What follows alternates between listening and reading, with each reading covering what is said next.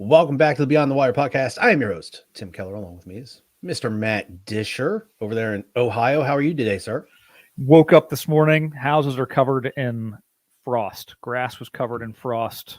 It's a cold day in Ohio. So I'm hopeful that we have a cold winter. We haven't had a cold winter in a while. I'd like some snow this year. And I know that people will curse me for saying that, but I like the snow. I like the wintertime. Now I get tired of the wintertime once it hits like January, February. Then I'm like, okay, stop it. Because then it just rains and it's right. I want some sunlight. Yeah. It's cold here in PA as well. I mean, one state over. So surprise, surprise. But yeah, it was in the 30s last night over here in Pennsylvania. So definitely that shift in seasons has begun. And with that shift in seasons, obviously we had the elections yesterday for the local elections and governor races and things of that nature. Before we get started, I wanted to mention Halloween just passed. I know, Matt, you said you were scaring some kids. It's actually the day I celebrate my birthday, my personal birthday, and I don't necessarily say I celebrate it. There you are. Oh my! Are you Mr. Michael Myers there? I am Michael Myers, and then this other guy showed up trying to scare people too. The Scream guy there in the background. Yeah, he just showed up. So yeah, he just showed up, and then he wanted a photo op with me. It was really weird. So we took some pictures together, and his friend was somewhere out there trying to take a picture of us together. But hold on. So happy birthday, first of all. Thank you. How does it feel to be? You're finally 21, 22? 26? Actually, I turned 40 on Sunday. Okay. Yeah, I'll say I've officially hit that, what I've always considered as a young man old. When I was in my teens, I was like, you're 45? That's old. That's so old. I'm 5 years away from that now. But yeah, I guess I always considered anything over 40 old. I will say that back in late August, I pulled a muscle in my lower abdomen. So I took just over 2 months off from lifting and exercising to let that try to heal up. I was feeling some twinges up until about the early part of last week, and I had gone almost a week without any sort of twinge or anything when I moved. So I was like, all right, I'm going to get back into it. Now that I'm 40, I got to really work even harder. And I'll say I did the right thing. I took a lot of weight off the bar. I kept it light, but then because it was so light, I was like, I'll just go an extra 5-10 reps. And I'm feeling it today. We'll see how the 40-year-old body does with recovery. Yeah. But yeah, it was something we had. Yeah, Matt, that's a great photo. You did a great Michael Myers. I also saw another picture. Maybe it was from a different year. Was your wife dressed up as Netflix and you were chill? You were in like a bathrobe? That was Netflix and chill. That was our adult adult Halloween party that we had with our neighbors. Awesome. And that was so that's where some of the costumes get a little bit less appropriate for sharing, not safe for work. Yeah, gotcha. So yeah, simple costume, because basically what we do is we just dress up and it's comfortable. I was wearing a t-shirt and shorts and a robe. It's comfortable, but it was funny. Yeah, who was dag on it? Who was the gentleman that owned Playboy? Hugh Hefner. Hugh Hefner. Yep. Yeah. You looked like a very poor man's Hugh Hefner, Yeah, well, that's what it was. That's what I was going for. We always try to do a play on words. Like, so every Halloween we do something, either pop culture or we do something that you would be aware of. So a couple of years ago, I was dressed as a doctor and my wife was the Operation, the game, the game Operation. That you play, the nice. Operation. Yeah. And so she had little bones and organs taped to her shirt. And so I walked around with a pair of tongs and I would, pretend like I was trying to grab the pieces. So we've done that. We did back when the show Jersey Shore was on, she was Snooki. So she was pregnant and she was Snooki and I was the situation. So I wore this, not that I don't have the body to do this, but did you spray tan? I did the 6-pack. She did. Okay. Did like really dark makeup on her face. I didn't do any of that, but I spiked my hair up, and then I had the bodysuit that has all the muscles. Mm-hmm. And that's why I say, I of course I have the body for that, but I didn't want to show it off. It was a little cold that day. So, hey, you got to have a layer on. Yeah. So hold on real quick, because Dave Simons popped in to say, afternoon, gentlemen, happy birthday. Happy he's able to tune in. Dave Amish Norse on Facebook. Dave's been with us a couple of times on the podcast. So I appreciate it, Dave. Yep. Happy after Halloween, and happy Marine Corps birthday coming up next week. I was going to say, I said my birthday was on Sunday, Halloween. I don't necessarily love celebrating my birthday. I especially at this age. It's just another day. Let's Right. get it over with. It's great. The kids say happy birthday, they give you a hug, all those good things. Right. I never So ask for anything, but because in another 7 days, we're 7 days away. It's the birthday I like to celebrate. It's the Marine Corps birthday in 7 days. November 10th, 1775. it's the Ton biggest Tavern, holiday of the Philadelphia, year. Pennsylvania. Yeah, it's the biggest holiday of the year. People are It's- over here like Thanksgiving and Christmas. Christmas decorations have been up in Lowe's now for months. I'm like, well, but where's the before where's Halloween? the Marine Corps? I was a week before Halloween. I was in Home Depot, and not one Halloween, yard display or decoration was still out. It was all Christmas trees and Christmas lights. I'm like, I mean, good God, are we pushing this a little too hard? Yeah. But it is such a big holiday, the Marine Corps birthday, that they give us Marines a recovery day the next day. It's called Veterans Day. Yep. Yep. That's absolutely right. I mean, it's such a big day. They're like, what? We're going to give you guys the next day as well, just to, get back into the swing of things. Yep. So next Wednesday, it's going to be fun. I've got the image, and I'm trying to pull it up here. I've got the image that you had, that I think you put up on our Facebook page, and this was yes, the one where here it comes. It's the good old Batman and Robin. Right? Yeah. Time to post about Thanksgiving and Christmas, and it's Batman. I'm sorry, Robin doesn't even get Christmas out of his mouth, and Batman slapping him, saying Marine Corps birthday first. Absolutely right. Absolutely right. Let's not jump ahead of ourselves, everybody. It's not quite Thanksgiving season yet. We're not there, and it is Veterans the Marine Corps Day is the day after the Marine Corps birthday. And then we'll go to Thanksgiving. Right. So anyway, for Thanksgiving, or I'm sorry, for Halloween, it was fun because I go out and I terrify children that walking around in the street, and I drag a metal shovel behind me on the concrete, and it makes this god awful noise. And it's funny because even the teenagers and the tweens, the kids who have grown up in this neighborhood, and they see me every year doing this, they think they're all tough. They're like, I'm not afraid of you, until they start walking up, and then I'll just sort of like stare them down. And as you know, Tim, I'm 6'4". So when I put on this costume and my boiler suit and this mask, to many of these kids, I'm towering over them. Mm-hmm. And then they're not sure who I am. And it's funny to watch them sort of, you see them question themselves in their own minds. They're like, you're not scary. And then they hurriedly walk away from me, and I start I'll follow them up the sidewalk and on the street and stuff like that. The cops also rolled past. The police always roll through the neighborhood with their lights on, handing out candy. And I wish I had it on camera, because as the police officer was rolling down the street, I was staring down a kid, and I dropped my shovel and put my hands up in the air, and he got on his intercom and said, always a good idea to drop the shovel. So it's nice when they play along. Yep. Carlene Mullins, thanks for y'all's service. Thank you, Carlene. Thanks for tuning in today on Facebook.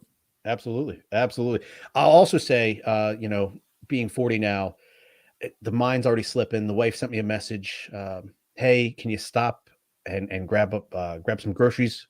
She said Walmart. She went to the regular grocery store 2 days ago. Apparently they didn't have some things she was looking for, so she put a secondary order in through Walmart, hoping they would have it. Completely said, yeah, absolutely, I'll grab it on my way home. Went to the grocery store because that's normally where I go. I go to our local grocer, and I got in. I started to dial the number to let them know, hey, I'm out here in spot whatever, and realized, I'm at the wrong store. So I've done that. Had to turn the truck back on and drive over to Walmart instead. And when I got over to Walmart, then the phone wanted to freeze up, and technology's bypassed me. I don't know how to work anything anymore. I'm forgetting stuff. I'm sore. God. And you're banging on your phone, and you start to feel like your parents. I love the commercials, the insurance commercials, like try not to be your parents. Yes. I realize little things like that. My son will be playing video games. My mom would always yell at me when I was playing video games. She'd be like, oh, what program are you playing? Or get off that program. And I'm like, Mom, it's not a program. It's a game. Stop calling it a program. I don't know where you got that word, but that's not what it is. And now I'm starting to do the same thing. Was she wrong though? Was she wrong? Isn't it like a computerized program? Computerized program. Sure. And I understand, because like, growing up in her day, it was computer programs, and that's what they were. But then suddenly we're on Nintendo, and we called them games. And I'm like, you're saying program and using these. So now my son is watching YouTube, and I'm like, stop watching the videos. And he's like, stupid. They're not videos. It's YouTube. And I'm like, okay. Like now I'm Yeah. old. Now I'm Yeah. saying things that I shouldn't be saying. So Yes. Yes. It's gonna get us all. One day it will get you all. Father Time is undefeated. So let's jump into some news here. Matt, you and I were kicking back and forth some articles earlier today. I wanted to start with one of yours. Um, when you first sent it to me, I just immediately replied based off the headline, fake news. right. And then once I got into it, I was, dang, maybe it's right. But the article here is from Sky News, which is a European publication. The Royal Marine Commandos force U.S. Marine troops to surrender in a training exercise. So there was a training exercise being done out in 29 Palms, California, between the Royal Marines as well as some other allied forces versus some U.S. troops to see, just keep everybody sharp, everything like that. I know I participated in one of these years and years ago. We didn't surrender back then either. So the Ministry of Defense explained that the battle exercise was a testing development for the new group, the LRG group that the Royal Marines have established. It is a group specialized for guerrilla war fighting facility on the west coast of America, and it was going up against some well-armed United States Marines. Matt sharing the article there. During the first 5 days of the exercise, it was a culmination of 2 months of training in the Mojave Desert with the U.S. Marines. The Marines have asked for a reset after the Green Berets dominated the battle, reported the Daily Telegraph. Matt, I joked a little bit before we went live. It doesn't mention which unit the Right. Marine Corps sent out there to train with. Now, obviously, Right. I was not in an infantry unit. I was a combat engineer. I did participate in an operation very, very similar to this years and years and years ago. So, I joked and said maybe whatever admin unit these Royal Marines were participating against needs to go home. Let's send in the 5th Marines. Let's see something changes there. Send in Fox Company 2-1. Yeah, and no, let's I'm see not what trying happens. to take Now, anything away from the Royal Marines, honestly. No. Well, a couple of things that come to mind. One, I trained with the Royal Marines, the British Royal Marines. I met some of those people when I was in England. Actually, my brother was stationed in England in the U.S. Navy, and so I got to meet some of those people. I got to see some of their advertising that they would do in magazines and on TV, and it looks pretty grueling. In the U.S. Marine Corps, we do 13 weeks at Paris Island or San Diego for boot camp, and these guys were doing twice or three times that and making food out of earthworms and tree bark and stuff like that. So I did some training with these guys in 29 Palms at one point in time, and they were a rough group of dudes. I mean, they were probably more resourceful in some cases than what we had trained to be. I don't know. One of the benefits of the U.S. Marines is you have that combined arms capability. You can call in support. You have overwhelming firepower. You have superior training and equipment and things like that. But the Royal Marines are right there. And I would say that they are, to some extent, are equivalent overseas. The other thing I will mention is that I did some MOUT training, some urban warfare training at MOUT Town at Camp Pendleton, not related to the British Royal Marines, but the Israeli IDF. And they were just a handful of those guys versus a couple of squads of us, and they were rocking and rolling us. Yeah, I was going to say those boys are serious. They don't mess around, and I think it's because every day for them is practical training. They're living in that reality in many cases, and so those guys weren't messing around. They knew exactly what they were doing. Who knows? Maybe we showed up to be the OP4 in that operation, and they didn't tell us that their elite special operations group showed up, but they just looked like normal dudes to us. We did another training exercise with the Marine Recon guys when I was just, they pulled up a handful of us out of the engineer battalion, and we went out to do some MOUT training with the Marine Recon guys, and we put a hurting on them, but they cleared the building and made quick work of us too. So urban warfare is no joke. If you're in the defense, it's very easy to kill your opposition forces. It's very easy. So like the rule was 7-1. If you have one bad guy in a building, you send in 7 troops. That was the rule that we learned, because one guy in a hallway can take out 7 of you. And so the idea was you want to have such overwhelming force clearing a building that it's the same way that a SWAT team operates, the same way that urban warfare training in the military works. Yeah, because you're trying to take care of somebody that's planted in there. They have the facility locked down. They have their place enforced, and you have to go bust past that. Yeah. Again, Dave comes back. 2-7 Fighting Fox, stationed in 29. Yeah, I do know that was a thing when my group got sent out there to play in 29 Palms. Some of the local Marines that were stationed there in 29 Palms, why don't they use us? Yeah, this is our base. But yeah, not everybody. Yeah, it's just one of those. Hey, this unit has nothing going on for the next 4 weeks. Let's send them out there and let them play. But Right. yeah, I had an article that I brought up. Off of military.com. What comes next after fitness, motivation, and discipline? So essentially, this article is kind of talking about, starts off talking about your fitness goals, require long-term success. So you can start a exercise program, but it's about building healthy habits that last and become, an everyday routine for you. And it transitions into talking about how the same thing goes for your post-military career. What comes after things like fitness, motivation, and discipline? It's grit, resilience, it's heart and passion, and taking these lessons you learned in the military and transitioning these into real world careerism and helping them, be successful in life in your journey past the military. I'm not going to go deep into the article. I just thought this was a good article. If you're listening or watching this, I'd implore you to go find this article, give it a good read. I think there's some good tips in here for you. And then Matt, wanted to jump back over to you with a wink and a nod. Japan has a new aircraft carrier once again. So yeah, you mentioned this before we went live. Japan is not a militarized country anymore. They are a pacifist country, and that's written into their constitution over there. So let's talk about how did they get away with getting an aircraft carrier?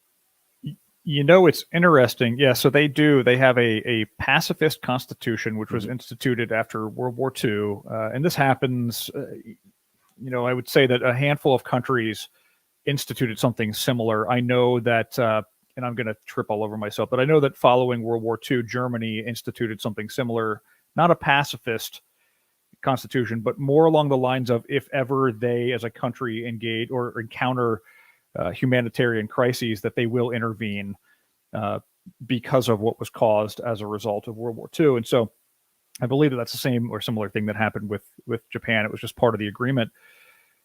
If you look at the world right now, if you look at what's happening, Japan's neighbors are not always the friendliest people. And Japan is, in many cases, they have a defense force, but they're relying on our alliance as well and the alliance of other neighboring countries, friendly countries, such as ourselves, to protect them. And I'm not going to say that they can't protect themselves, but at the end of the day, when you have a neighbor like China, who is consistently expanding its borders, or North Korea, which is not far away. And I remember being stationed in Japan when you and I were together.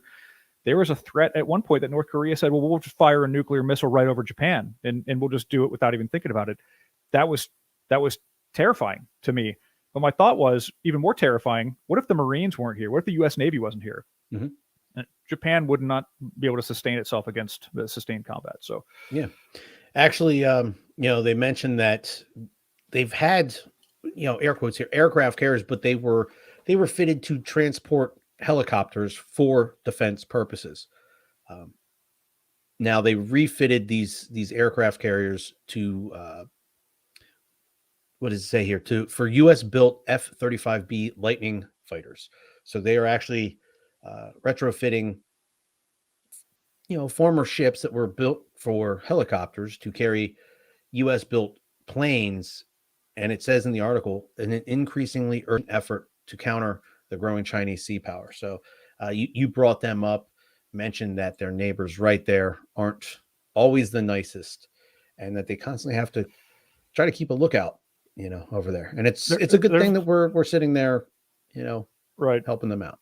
Well, we've got a lot of forces occupying. We've got a lot of forces sitting there in. I shouldn't use the word occupying because that's not it. But we have forces occupying bases there in Japan and the surrounding areas for that reason, just to be able to broadcast a little bit of defense power in that part of the world. But frankly, how many years past World War II are we? When they instituted that Constitution, it has to change at some point in time. And especially with the growing threat or growing acknowledgement of potential threat, you have to be prepared. Every country realistically should have the means to defend itself or keep the fight off of its own doorstep. Yeah. And speaking about some of Japan's neighbors, one of the articles I pulled up was again off military.com. Pentagon rattled by Chinese military push on multiple fronts. So we've talked about China multiple times over the past few months, but this article talks about China's growing military muscle and its drive to end America's predominance in the Asia Pacific is rattling the U.S. defense establishment. So General John Hyten, the number 2 ranking U.S. military officer, is quoted as saying, the pace at which China is moving is absolutely stunning. General John Hyten used to command the U.S. nuclear forces and oversaw the Air Force space operations. So there was a test China did on a hypersonic weapon capable of partially orbiting the Earth before re-entering the atmosphere and gliding on a maneuverable path to its target. I'm sorry. The weapon system is designed and is meant to evade the U.S. missile defenses. Beijing has insisted that it was only testing a reusable space vehicle and not a missile, but the test has startled U.S. officials. For now, officials marvel at how Beijing is marshaling the resources, technology, and political will make rapid gains.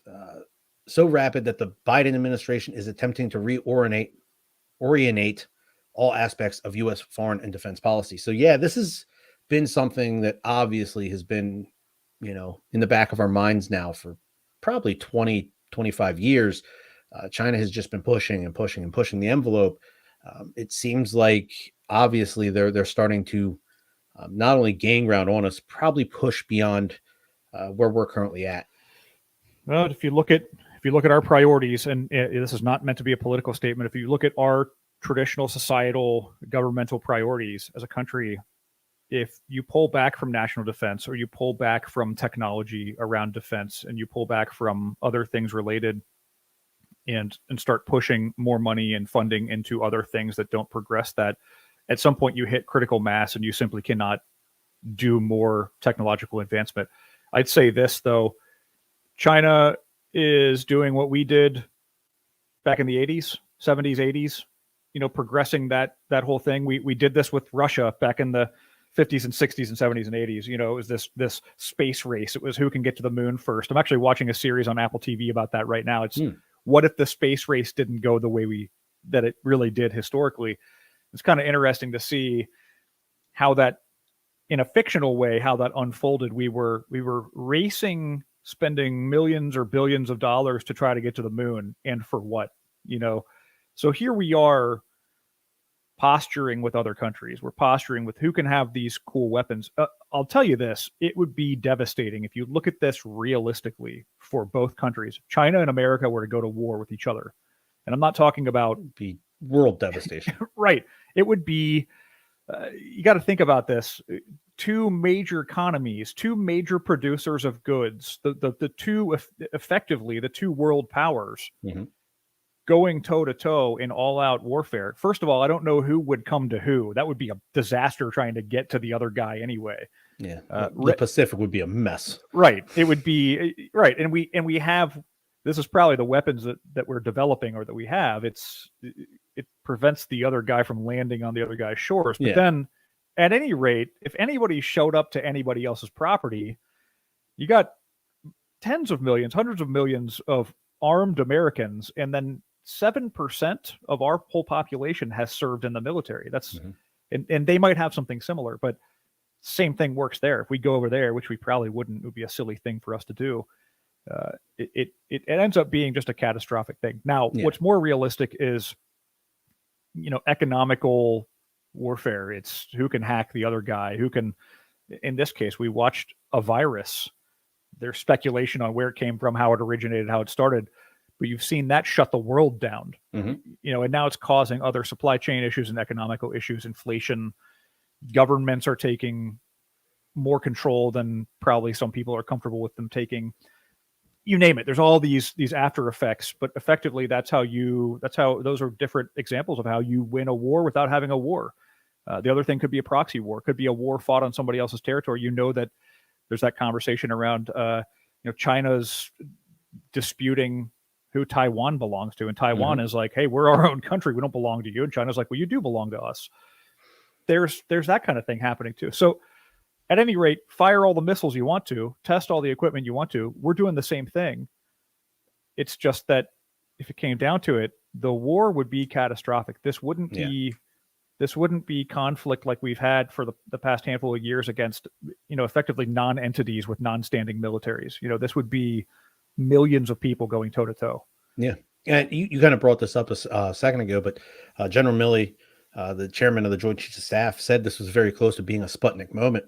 So let's try to spin this in a positive light.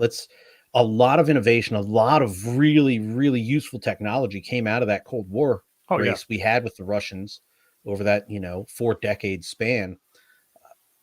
In a positive manner, this could spur a lot of the same things.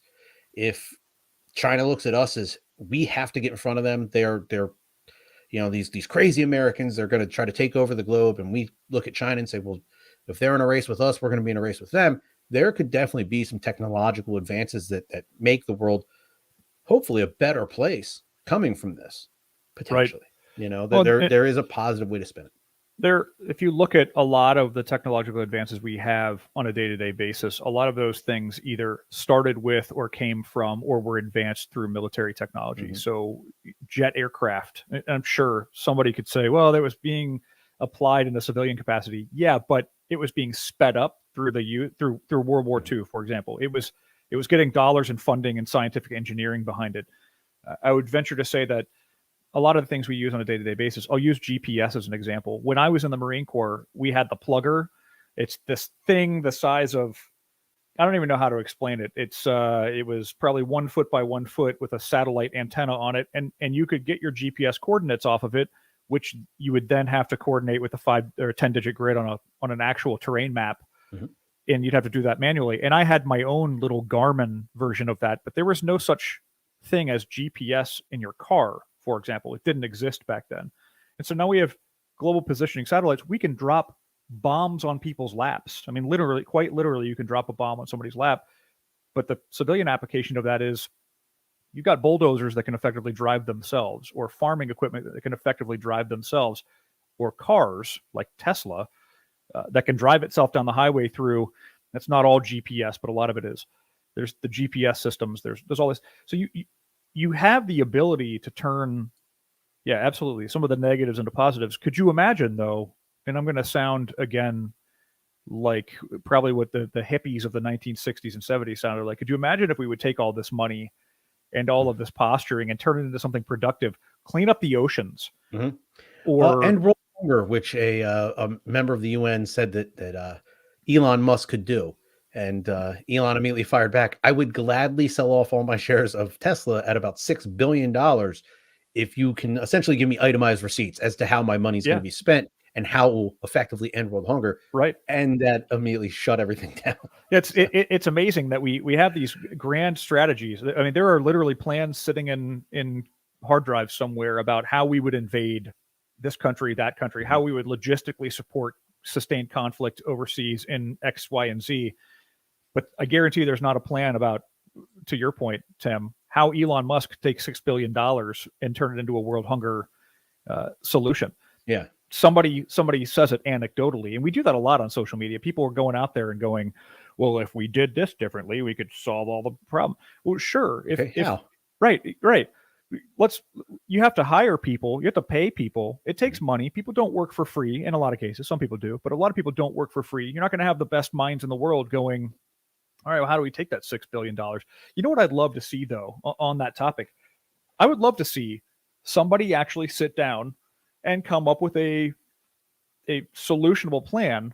The problem is that you run into the human element, and that is that, if you go backwards in time, and not that it was a human created humanitarian crisis. If you go back to what happened in Mogadishu, the movie Black Hawk Down was based on these goings on, and then U.S. military action therein.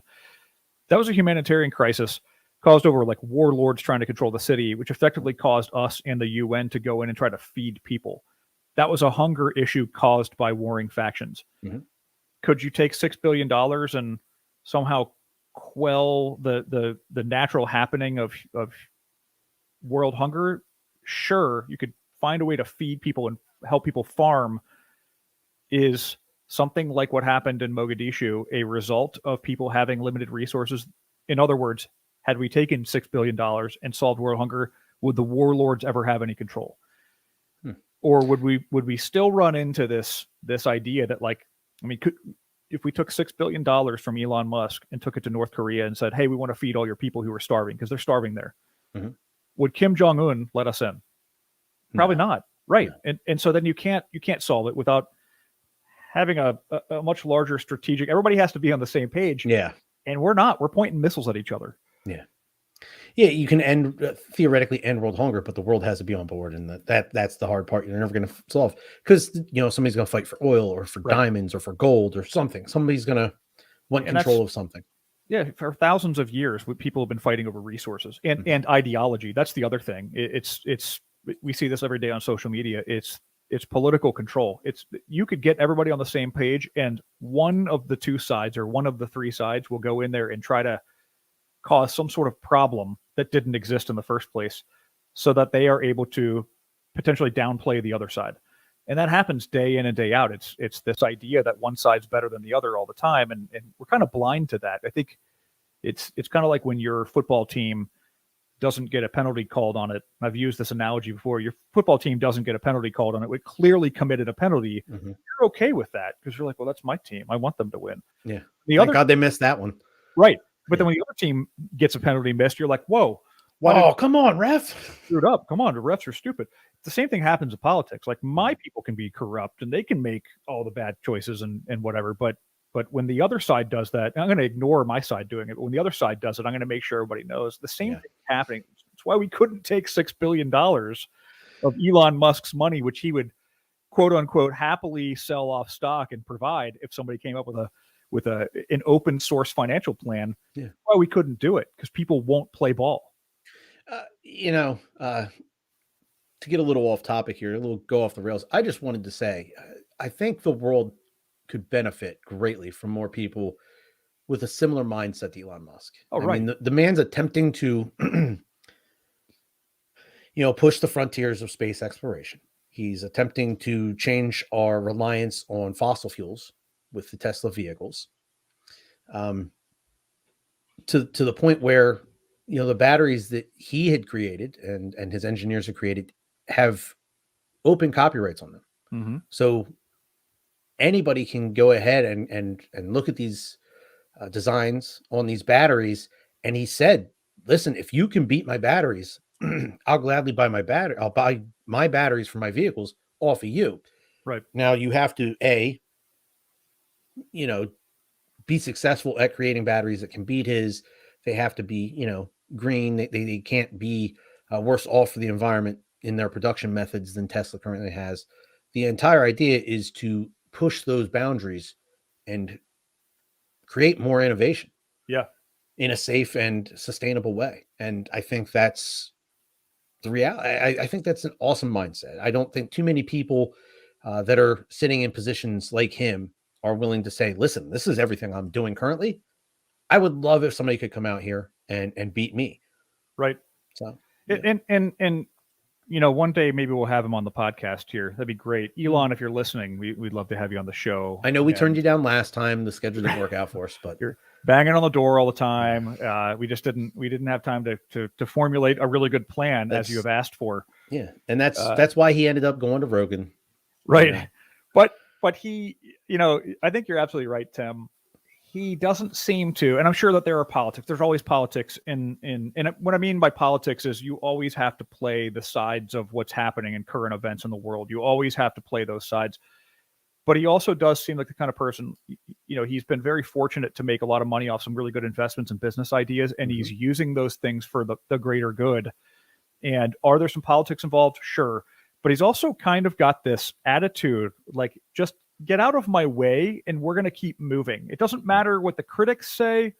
It doesn't matter what the stock prices are saying. And again, on the behind closed doors, it does matter. All that stuff does matter. You don't run a multi-billion-dollar business. You don't get rich without playing the part, right? Without playing the sides and working with your board of directors and working with politicians and having lobbyists, et cetera, et cetera.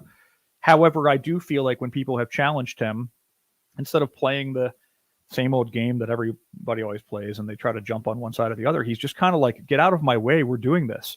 Like, I'll give you $6 billion if you come up with a plan. And I would bet to an extent that if that ever came to fruition, he probably would do something like that.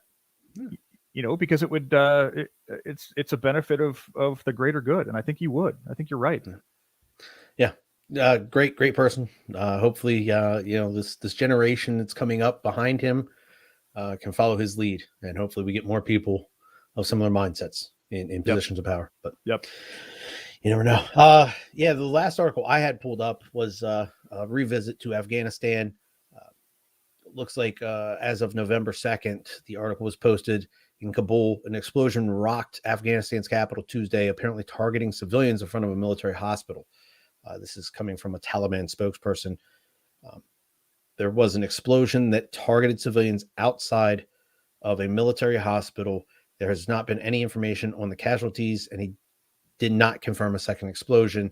There were sounds of 2 explosions, but a second explosion has not been confirmed at this time. It's about as far as the article goes. But yeah, this is exactly what I think we didn't want to see. You know, we're 2 months removed from, you know, us leaving that area of the world, as far as, you know, a solid military presence is concerned. And this is exactly what I know I was concerned with happening, that once the Taliban got back into power, we'd start seeing things like this happen. And the fact that the Taliban is coming out and say that, you know, they're the ones making these comments. They're the ones putting these news blurbs out. That's not a good thing. It's definitely not a good thing. And the fact that it's targeting civilians, I would imagine that means that certain civilians are possibly protesting. Right. And that's not what we want to see here at all.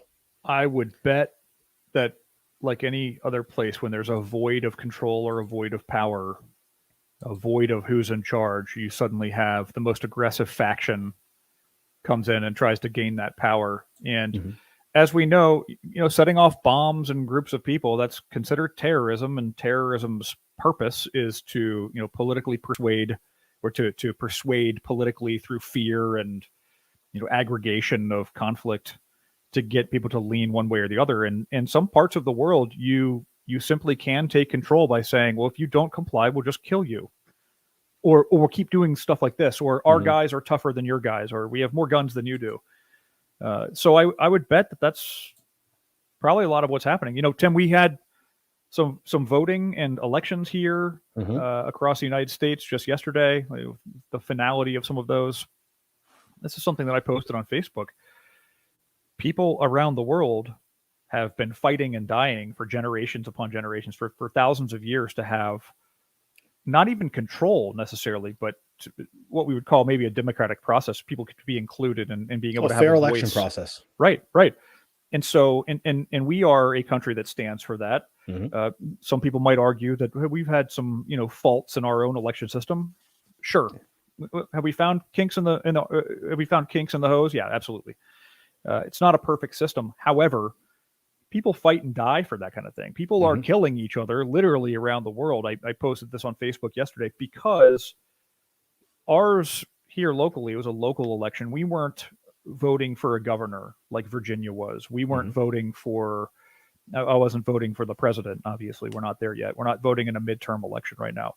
What we voted for here was a new junior high school in my community, a levy that will pass some funding that, along with state funding, will give us a new junior high school. And we were doing some elections for some school board members, trustees, judges, things like that. And the argument is that for local elections, 25 to 30% of people show up for local elections. And then there's some other number, like 50 to 60 to 75% of Americans show up for presidential elections. My argument here is your local election has more impact.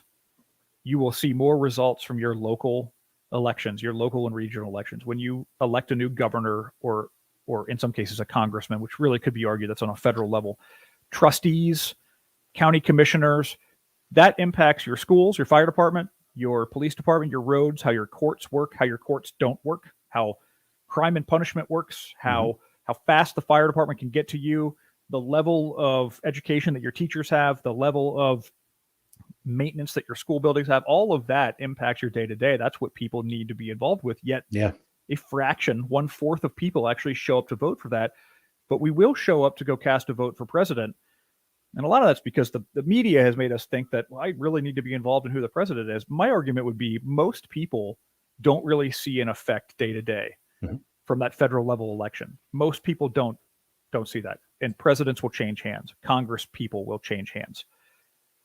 Local elections will change hands as well, but the impact of local elections are sooner. And I can't wrap my head around, other than media and advertisements, why we just simply don't show up to go vote. Yeah, I was gonna, if you didn't go there, I was gonna say it's the fact that for 6 to 8 months leading up to the presidential election, you are constantly just pound over the head, be it on radio, be it on TV, just election talk. It's all the news cycles about for 6 months leading up to the presidential elections, whereas the local elections don't get nearly the same amount of coverage.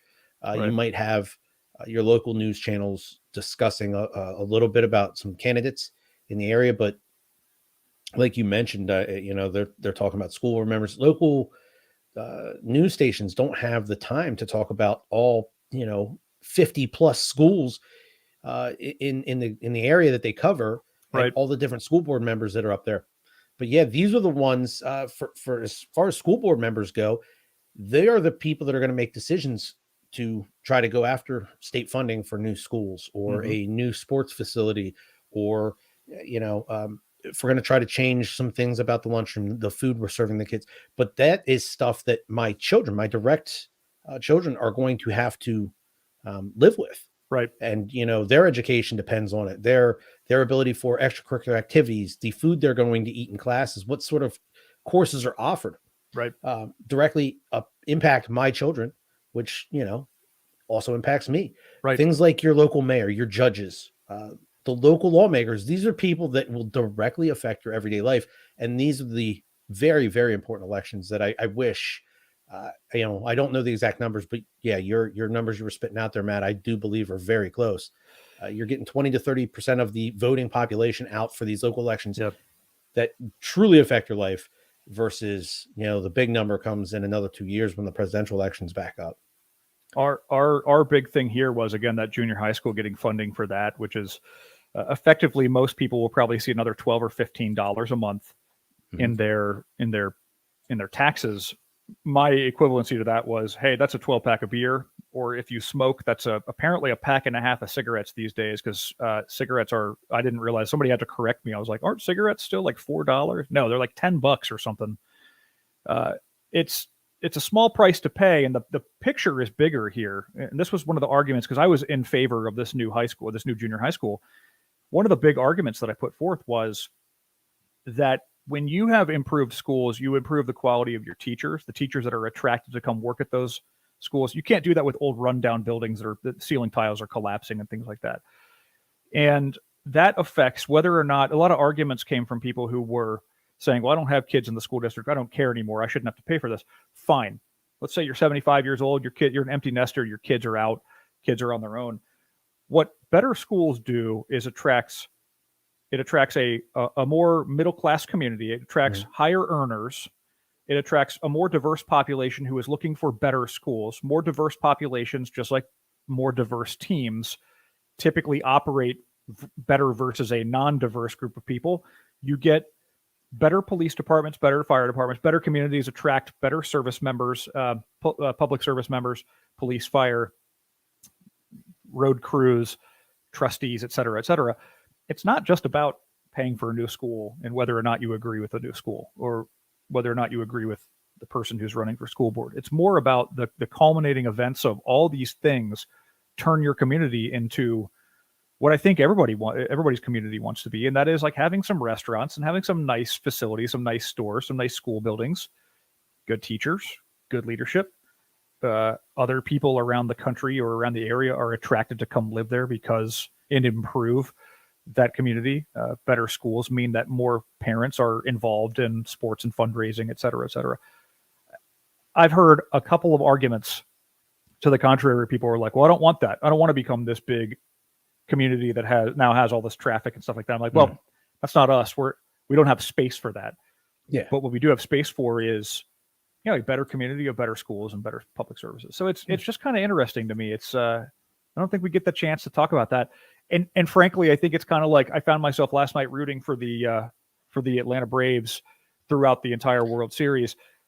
They're not even my team. It's not even local to me. However, I ended up rooting for this team because I was made to feel like I needed to root for this team. And I think that's the same thing that happens in like a presidential election. It's like, go take a side. This is the biggest thing happening. You need to watch it. You need to pay attention. You need to take a side, show up and vote or else. Right. Yeah. And it's kind of interesting. I'll be honest. I saw your posts while watching the game last night. And you were rooting for the Braves. As a Philadelphia sports fan, I am contractually obligated to dislike the Atlanta Braves. But based off of prior history with the Houston Astros and some of their shenanigans, I don't necessarily love that team either. And I'll say it's been long enough that, good on the Braves. Right. Good on the Braves for getting that W in the World Series. It was good for them. But Matt, they're the underdog too. Yeah. And then my son is sitting here. My son is 10 and he's really involved in baseball. He hates the Astros. So naturally I can't, for the reasons you said. I can't. I'm just on board with him. I'm like, in your face, kid. Right. Yeah. Yeah. Oh man. But yeah, Matt, you guys should be cheering for that orange and black. I mean, Cincinnati Bengals are looking good this year. Hopefully we keep it together. We've had some rough years, but we've had some pessimistic Bengals fan. We've just had, it's been really hard. I was a pretty diehard fan for a long time, and it's just really hard. My brother was like, he always called himself the number one Bengals fan. He moved down to South Florida at one point in time, made himself a video on Facebook where he was throwing away all of his Bengals gear because he's like, I'm done. A lot of it was the ownership and the lack of management. It was like the owner Mike Brown did not want to win. And that was, people were buying billboards here in Cincinnati. They were buying billboards that said, Mike Brown, hire a general manager, or Mike Brown, fire yourself. Because basically it was like, he wants to own this team that Paul Brown, who Paul Brown was. Yeah. So created. Yeah. And he inherited this and just hasn't run it very well. And to this day, Cincinnati has the smallest scouting department of all 32 NFL teams. So yeah, I didn't know that. Yeah, it doesn't surprise me though. Yeah. So we're having Cincinnati. If you're looking for scouts, I'll come over for you. Tim Keller at Tim Keller at timkeller.com. I'm just kidding. Yeah. We're having a hard time as a Cincinnati's having a hard time as a sports nation anyway. I mean, the Reds did okay this year. They have their on and offs. The Bengals are historically on and off. We've been to the playoffs a handful of times in the last 10 years, but we never get past that first game. We have a new soccer team. FC Cincinnati has a new stadium downtown, so that's kind of cool. We have Major League Soccer now. They were really good, and then apparently they're kind of struggling a little bit now. I don't really watch them, but the UC Bearcats versus Cincinnati, they're doing really well this year. They were number 2 in the nation. They lost a game a few weeks back, but got a heck of a quarterback there. The Bearcats do so. Yeah, it's not easy being a Cincinnati sports fan, but every once in a while, like it's like all of them drop down and then one rises to the top, and then it moves, and then like next year the Reds will be really good, and the Bengals will hopefully rise to the top at some point. I will say that one of my favorite sports writers, Chris Wessling, is from the Cincinnati area. He recently passed away after a battle with cancer. But he was, his whole family is a bunch of brothers. They all grew up loving the Bengals. And he famously created a dossier of why he was divorcing himself from the Cincinnati Bengals after years and years and years of suffering. It was populated with newspaper clippings from local newspapers and national publications. He had links to videos of just the worst possible things you'd think of for a football team. And yeah, it was a reason of, hey, I grew up, I spent 30 years following and investing emotion and time into this, and I absolutely refuse to give them another second of my time or my emotion. Um, and then according to him, it freed him up to love the game itself, which I thought was a beautiful thing. He absolutely loved the game. He wanted for so long nothing more than his team that played that game to find success. And it just wasn't to be. And I think that's kind of a metaphor for us as a country. I absolutely love this country. At one point in my life, I went and signed a dotted line that said I would give up absolutely everything I had, up to and including my life, to defend what I thought this country was about. And I still do. I still absolutely love this country. And to me, I can agree and disagree with certain sides of certain political backings, but I just want the best. I just want us to be the best. And, I'll step away from all political sides. That way I can point fingers at both and be like, you're both messing this up. Knock it off. Will you please stop? Just win. Success is success in politics. And to make everybody happy, you have to have a mixture of the best of both worlds. You can't. You're not going to have like one party's things can't be a whole. Yeah, they can't get it all right. There's no way they can possibly get them all right. And to that whole analogy of divorcing a football team, for example, or divorcing sports teams so that you can enjoy the whole game, it's the same. It's the same type of logic. If you want to enjoy the whole sport and root for the underdogs, for example, you can't do that if you're just rooting for one team all the time. You can't go root for the opposition. You can't root for another team that's completely unrelated. I'll tell you, I had a similar revelation years ago that if you look at how much it costs to go to a football game or a baseball game, you're paying for tickets, you're paying for food. I'm buying a jersey for $100+. I just bought my son a Reds jersey for Joey Votto, who's played for the Reds forever. Yeah. So he's a staple of the community. But my son was asking for like the Castellanos jersey. I was like, that guy might not be here next year. It's the same. If you look at all the money you spend on season tickets, I used to have Bengals season tickets. If you did that type of investment for any other failing business, you'd be called a fool. If you were like, I'm going to McDonald's and I'm going to spend $400 on a meal and they screwed it up 100% of the time or didn't do their job or just simply did not deliver you your food. If you went to a car dealership and said, I'm going to pay $30,000 for this car that only has 2.5 wheels, no steering wheel, no windshield, and the damn thing doesn't start, you're called a fool. It's a terrible investment. And the same logic should be applied to sports teams. If they're managers and the people that are benefiting the most, the people that are making all the profit off this, if they're not going to do right by their consumer or their customer, then we shouldn't be spending our money there. Absolutely. Yeah. You said a family business. So like if you paid a $500 a year membership to Blockbuster and said, this is how I will intake all of my entertainment. I will go there and pick up a disc or a tape and bring it home and view it that way. With all the other options that are out there, people would go, what in God's name is wrong with you? Yeah, that's stupid. You paid $500 a year so you can just walk in and get whatever disc or tape you want at any time. And then you can just sit on your couch and push this button. And that same feature film is now on your television. It took you no time to do it, and it doesn't cost you $500 a year. Yeah, well, and to that point, Blockbuster went out of business because it simply could not keep up with technological advances. It didn't keep its customers happy, and people stopped spending money there, and Netflix took over, and now you've got all these streaming services. But to that point, it was diversification of resources and diversification of offerings. Back to I think the whole point we made here was that in politics, for example, nobody's going to get it done by doing everything one way. It simply doesn't work that way. We've decided that we all have to take a side somewhere. And I think you're right, Tim. I like to be kind of on the fence or more apolitical versus on the fence, maybe under the fence.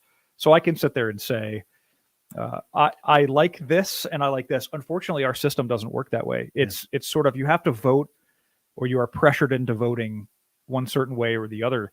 But that same logic, again, doesn't work anywhere else in the world. Well, it's like you brought up the fence. It's Dave, you're right. Blockbuster. It is an old reference. Yes. There are young people out there. What's Blockbuster? Some 25-year-old is listening like, I don't understand what that means. What the hell are you talking about? You have the two political parties and you brought up the fence. They're standing on each side of the fence, yelling back and forth at each other. Nothing's getting accomplished. I like to stand out there on the sidewalk and I can look down both sides of the fence and be, you're being idiotic, and then lean over the other side. You're also being idiotic. Yeah. Can we please just get along? Because if we work together, I bet this fence goes, gets built right quick.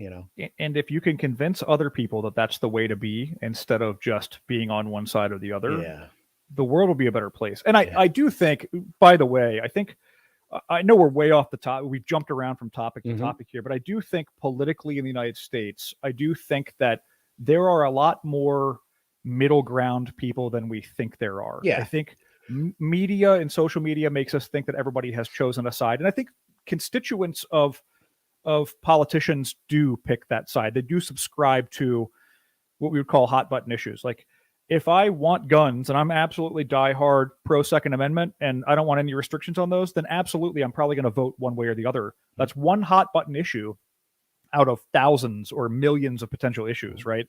So there are those people. But, if politicians could meet in the middle and kind of go, hey, listen, I'm not going to take your guns, but I do want this other thing that's typically, the pro-gun guy also doesn't want this, but I do want it. Perhaps people could become a little bit more flexible and say, oh, yeah, that might work. That might actually be a good thing for us. Yeah. Anytime I hear the words hard party line, I cringe, because that means you're simply following what other people in your chosen party have decided they want to pursue. And that's it's just not a good thing to just be.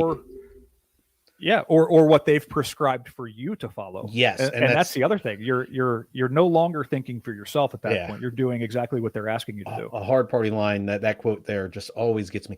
And to that Second Amendment person, I know in everybody's mind, in the mind's eye, you might picture the Republicans.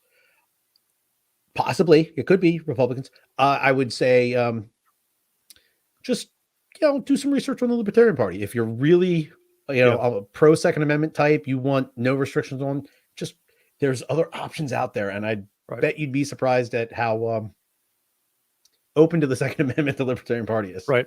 Well, I'd even say in that argument, you've got plenty. I mean, plenty of people on both sides across all American spectrums own guns. It's not one side. The media will have you think it's just one side. It is everybody. And Matt, you said there's more people than we probably imagine are sitting somewhere in that middle ground. The reality, especially with social media now, is the loudest voices get heard. So those people that are walking that party line on both sides are the ones that are going to sit there and scream the loudest for those candidates. So you have the staunch Republicans, the staunch Democrats, and they're just both screaming into this open ether that is social media. And those are the individuals that keep popping up on your timeline, and that's all you get fed. So it makes the people in the middle, which I would like to think is the majority. What the hell is wrong?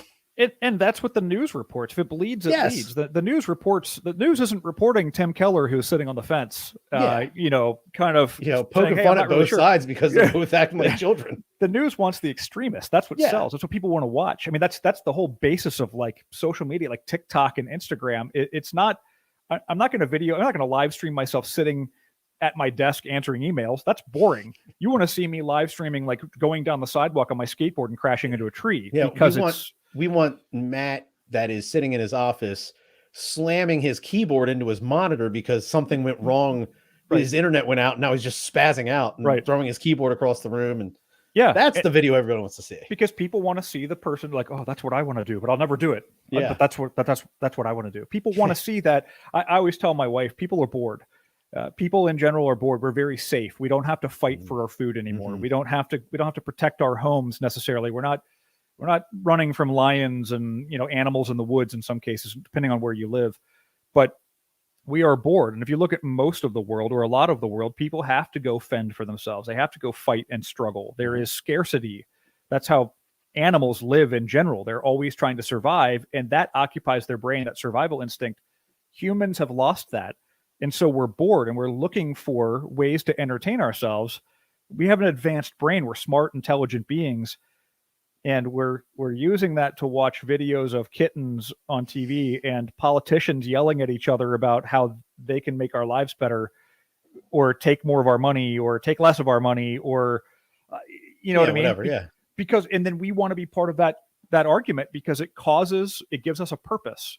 And now when I can go on social media and I can yell at other people because of what I believe in, that's my purpose, because I was otherwise bored. I had nothing else to do a minute ago, So I always tell my wife that's why you see this stuff on the news. She'll be like, why would this guy walk into a grocery store and start shooting at people? And I'm like, you're going to see that on the news, first of all, but you can't answer why that person did that. Yeah. There's no way to explain that in a rational, sane way. You can't answer it. People are, we're losing it in some cases because we're bored and or occupied and or becoming extremists to the values that we've been fed, and it's crazy. It's nuts. Real quick before we get out of here, you've seen the movie Taken, correct? Yeah. Have you heard about the story out of Spokane, Washington? No, is this recent? Yes. So just real quick synopsis. 60-year-old father has a daughter dating another young man. The young man sells his daughter into a trafficking ring in the Seattle area. The gentleman goes and rescues his daughter within the next month, gets information. He gets intel as to where this young man is going to be, finds the young man, and abducts him. I'll let you folks go out there and find the article and read what happens beyond there. But very similar to a movie most of us have all seen, the movie Taken. He collects his daughter back, and then, vengeance is served. The gentleman is being held on a $1 million bond. So it's, I guess what the 10% would be 100,000 of that. I sent the article to my wife yesterday, and I just let her know, listen, if something were to ever happen to one of our girls, I would fully expect for me to take a very similar photo in a Department of Corrections outfit very shortly afterwards. I'd like to think I'd be able to collect my children back to safety. But yeah, I would find a way to seek vengeance. This is not the first time we've seen this in the news. This is not uncommon. These stories probably don't get as much publicity as they should. There was one from the 80s where something similar happened, and the gentleman was waiting at the phone bank in the airport when the marshals were bringing the guy back live through. On TV. Yep, drops the phone and turns around and shoots the guy. And he got 5 years of probation, and that's it. And the reason for that was when they went to court, the jury basically said, or the jury instructions, and this is how the precedent of the law works, that if other reasonable people, or if any reasonable person would have done the same thing, then it's not a crime or something. I forget how but that's basically how a jury works. Is this a reasonable reaction to what happened? Was his actions reasonable? And the jury, and I think the criminal justice element and the public in general agreed this was reasonable, that this is what a dad should do, and I have to side with that logic. I am, if you go and look at the story and find out what exactly he did, I don't want to say maybe this is completely reasonable, but similar actions, I think, have been taken in the past, and and it's not an encouragement of violence. It's just really like, what would any person, any mom or dad do to protect or avenge a violent or physical misdoing against their child, right? That's the question you have to answer at home. So that's a little bit of homework for everybody. Next week, I'm looking forward to this episode. It is the Marine Corps birthday on November 10th. Also want to, talk about a little bit of Veterans Day stuff. Always some good Veterans Day deals out there if you're looking for a meal or a free coffee or, whatever it is, or maybe there's discounts at your favorite store. So we'll bring some of those up next week. But, thank you everybody for checking us out. Big day on social media. If you don't follow us on social media, check us out. We're on all the major social media platforms.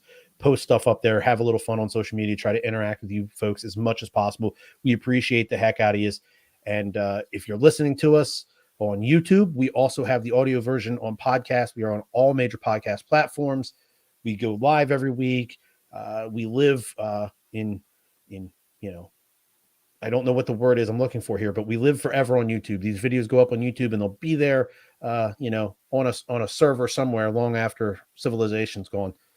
So maybe, the aliens will see us and check us out, and we'll be even more famous than we are now. The aliens will absolutely love us. I don't doubt that one bit. Sure. So, but check us out on all the major social media platforms, all the major podcast platforms. And until next week, We'll be right back here on Beyond the Wire.